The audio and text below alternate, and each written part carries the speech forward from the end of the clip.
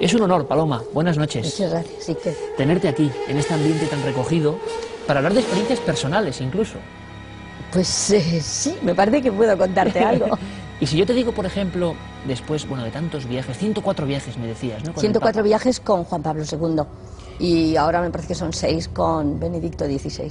Con Paloma podríamos hablar del Archivo Vaticano, historias de los papas, el enigma de Fátima, tantas y tantas cosas, pero hemos elegido una que, fíjate qué curioso, Paloma, mucha gente nos ha preguntado porque sabía algo, te habían oído contar en alguna ocasión. Vamos a contar quizá, yo no sé si la cara y la cruz, otra historia incluso mucho más dramática, Paloma, por lo menos esta sí que daba susto, lo que vamos a contar después en unos minutos, ¿no? ¿Te refieres al maligno? Al maligno. Bueno, sí, eso es más inquietante. Bueno, pues vamos a contarla aquí en unos minutos. Paloma, que ha estado tantos años en el Vaticano, que lo conoce palmo a palmo, que conoce lo que se respira en cada esquina, cada historia, quizá cada archivo secreto que nosotros no conocemos y que le preguntamos. Tampoco te pases. Sí. Otros momentos que empiezan el día que le hago una entrevista al demonólogo del Vaticano, que se llama Monseñor Corrado Balducci, que ha escrito muchísimos libros, incluso traducidos en muchos idiomas. No me cuentes más, Paloma. No me cuentes más, por favor. Demonólogo del Vaticano y luego una experiencia de la gran periodista Paloma Gómez Borrero, aquí en Cuarto Milenio. Hablamos de Corrado Balducci y a mí me gustaría antes que presentásemos al personaje, un demonólogo vaticano.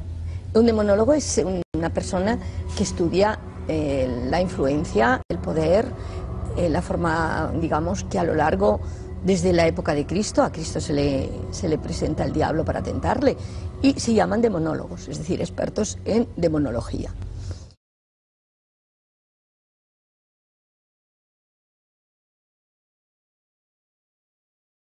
Y yo tenía que hacerle una entrevista que me pidieron, entonces yo me fui a su casa para hacerle la entrevista, que fue muy larga, 2 horas, con lo cual fueron 2 cintas de 1 hora cada una, que grabé.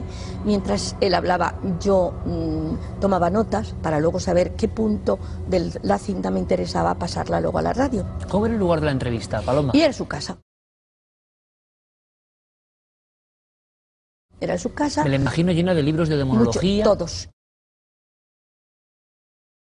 Y todos los libros que son un poco inquietantes. Claro, yo recuerdo el fotógrafo, para hacer una entrevista, un fotógrafo, ¿no? Porque le he hecho varias entrevistas a Monseñor Balducci, y me acuerdo una vez que fui para una revista que me habían pedido y llevé a un fotógrafo, y el fotógrafo entró en la biblioteca y a los 2 o 3 minutos salió porque estaba sintiéndose mal. Yo decía, yo noto algo, que no puedo estar aquí, que no puedo estar aquí. Hizo unas fotos, pero no hizo todas las que quería, porque él empezó a encontrarse que ahí había algo raro, que no podía resistir. Claro, libros, imagino, con siglos algunos de ellos. Sí, bueno, te digo, él tenía un crucifijo encima de la mesa. Él me dijo, eso sí, dice, de alguna manera, el maligno prefiere que nadie crea en él, y de esa manera pues es más fácil poder influir, ¿no? Y me acuerdo que me marché un poco impresionada de todas las cosas que había contado y tal, y puse todo en una mesita que tengo en el despacho mío, que es donde tengo el trabajo urgente, es decir, de un día a otro, así. Dije, bueno, yo mañana me volveré a oír las 2 horas y veré. ¿Era de noche ya, Paloma? Sí, cuando yo dejo esto era tarde, por la tarde, y pensé, mañana, pero era de noche, las 9 de la noche o así sería, no 10 de la noche. Yo estaba en mi mesa de despacho, lo otro lo había dejado en esa mesita, y mi despacho tiene un ventanal grandísimo que da a un balcón terraza, y luego una librería que cubre completamente toda la pared enfrente a la mesa, pero completamente. No llega hasta el techo, pero llega de pared a pared. Y cuando estaba, que era noviembre, recuerdo, era primeros de noviembre, tenía la ventana un poco abierta. Y eran, pues sí, serían las 9:30, 10 de la noche. Habíamos cenado, bueno, cenamos en Italia, se cena antes que en España. Y de repente entra un pájaro. Se ha dicho que sí, un cuervo, no sé qué. Yo recuerdo solo un pájaro negro que entra y sobrevolando por toda la habitación, va dándose golpes y dejándome todo manchado de sangre. Y llamé a todos los de casa, dije, venir, que hay un pájaro herido, y le curamos, porque yo pensé, este se está desangrando, este pájaro se muere. Y al final, después de darme dejarme, de verdad, como si hubiera hecho un asesino en casa, se queda encima de la librería. Buscamos incluso una escalera, porque digamos que es una librería que tiene como 8 estanterías, o sea, es bastante alta. Y vino mi hijo con la escalera, se subió y estaba el pájaro allí colocado encima. Pero cuando lo va a coger, se mete por detrás, tan estrecho que es prácticamente lo que es un zócalo, lo que no apoya en la pared. Y se mete por allí en vertical. Y dijimos, pero bueno, este pájaro está loco, vamos, este pájaro ahí no le podemos sacar. No cabía ni la escoba, porque buscamos la escoba y todo, a ver si así le podemos ayudar, ¿no? Nada, allí nada. Y ya se acabó la historia y le digo a la chica de casa, digo, por favor, Rosario, digo, trae la caña del portero, al portero, pídele una caña, a ver si así puede entrar y sacamos, digo, porque va a haber un nido de hormigas, va a oler, qué sé yo. Desde luego muerto, pensé que estaría muerto. Nunca, allí no había nada.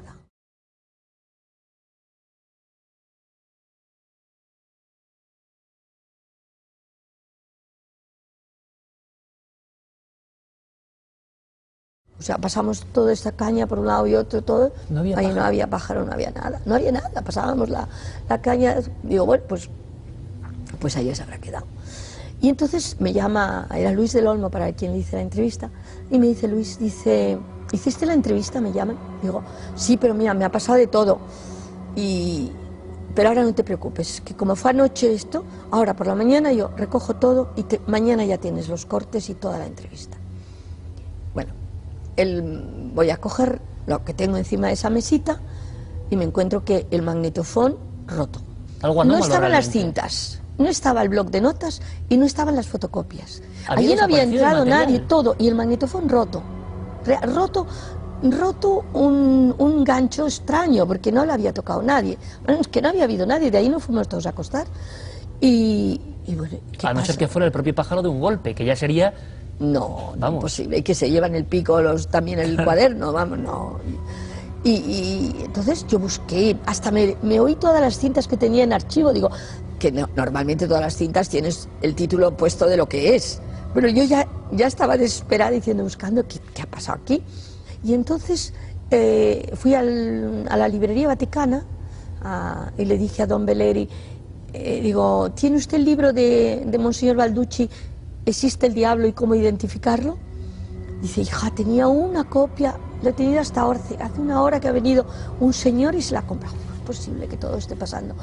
Bueno, mandé el artículo y por lo visto todos los números de esa revista que se mandaron para lo que estaban abonados, no llegó ninguno.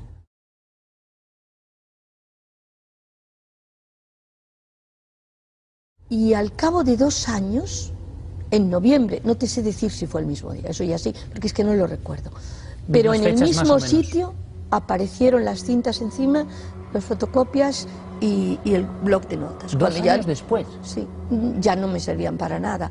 Entonces sí que yo fui a hacer una entrevista a Balducci, como te digo, aquella vez con el fotógrafo, y entonces sí que se lo dije, digo, monseñor, le hubiera llamado porque me pasó esto. Dice, ya le dije a usted que sería difícil, que pondría muchos obstáculos para que usted pudiera trabajar. Y eso sí fue. ¿Y cómo reflexionas sobre eso, Paloma? Tiempo después, como periodista, como persona acostumbrada Yo a sí que trabajar. pensé que de alguna manera no quería que yo hablara o contara, y querría quizá atemorizarme de alguna forma. Pero no, la verdad que no lo consiguió. No. Es difícil atemorizar a Paloma. Yo fue una cosa instintiva que tuve. Fue como a ver quién puede más. O sea, yo tuve esa sensación, a ver quién puede más. Y dije, tú conmigo no vas a poder. ¿Y has vuelto a escribir sobre el diablo? Yo creo que no.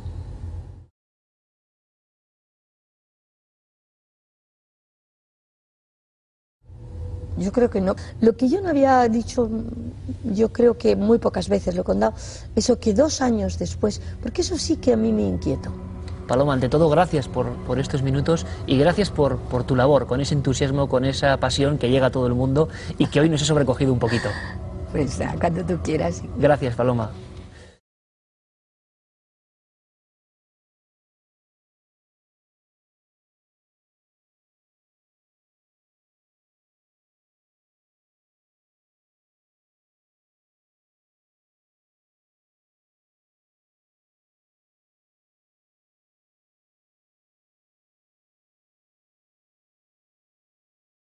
¿Cuáles son las implicaciones de que José Gabriel Funes, el astrónomo del Vaticano, haya nuevamente tomado el tema de la vida extraterrestre? Que haya indicado que muy pronto el ser humano la va a descubrir. Que haya dicho también o haya hablado de la posibilidad de una interacción. ¿Le parece a usted que esto tiene enormes implicaciones? ¿Que el Papa, por tanto, ha dado su aval para que esto se esté exponiendo? ¿Que muy pronto va a suceder algo y el Vaticano se está preparando? Piénselo. Aquí le presento la información con Fernando Correa.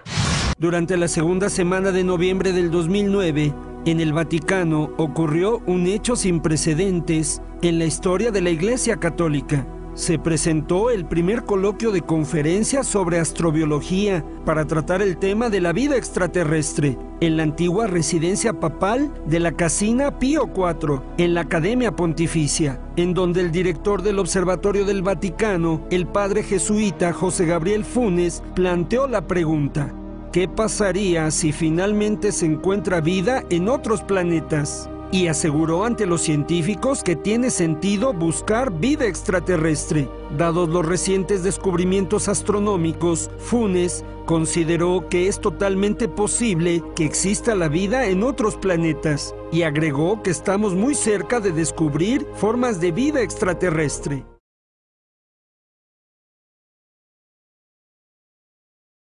El padre Funes enfatizó que no excluye la posibilidad de que algún día el hombre logre contactar con seres inteligentes de otros planetas.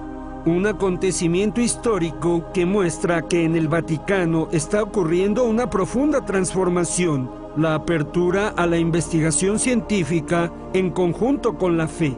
La Iglesia Católica ha tomado una nueva actitud ante los recientes acontecimientos mundiales, ante la continua desclasificación por parte de los gobiernos de documentos antes confidenciales sobre la vida extraterrestre. Así el Vaticano se pone al ritmo de los signos de los tiempos ante un inminente anuncio público sobre la vida extraterrestre por parte del Premio Nobel de la Paz, Barack Obama. El Papa Benedicto XVI visitó la nueva sede de la Spécola, el Observatorio del Vaticano, para bendecirlo en su misión científica. Resaltó la necesidad de nuevos espacios para un mayor número de estudiantes e investigadores de todo el mundo, puesto que los teólogos del Vaticano afirman que no existe temor alguno en descubrir seres extraterrestres.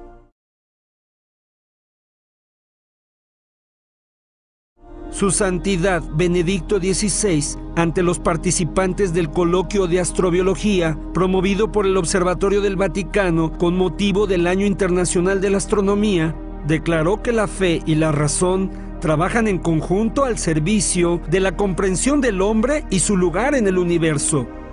El Papa también agradeció la contribución de los estudiosos a la comprensión del contexto histórico en el cual se efectuó la condena de Galileo Galilei. Con estas nuevas declaraciones, la Iglesia Católica muestra una renovada forma de considerar la existencia de otros seres inteligentes del universo, y no es la primera vez que se pronuncia en favor de esta realidad. El 13 de mayo del 2008, el padre jesuita José Gabriel Funes señaló que es totalmente posible que existan otros seres inteligentes creados por Dios y que también deben ser considerados como hijos de la creación, señalando que la existencia de seres extraterrestres no representa conflicto alguno con el dogma de Cristo. Pareciera entonces que en el seno de la Iglesia Católica existen conocimientos profundos sobre la realidad del fenómeno extraterrestre y que poco a poco el Vaticano se acopla a una nueva realidad que involucra una de las incógnitas más profundas de la historia. ¿Acaso solo existe la vida en el planeta Tierra?